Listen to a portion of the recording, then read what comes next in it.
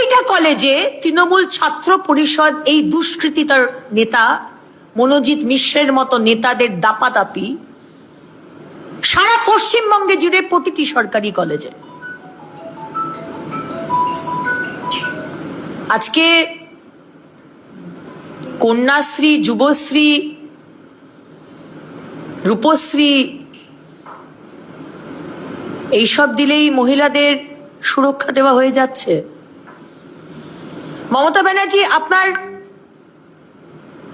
মনে হয় এই রিয়েলাইজেশনটা হয় যে এই মেয়েটি তো আপনার দলের সম্পাদিকা ছিল, আপনার দল তৃণমূল ছাত্র পরিষদের,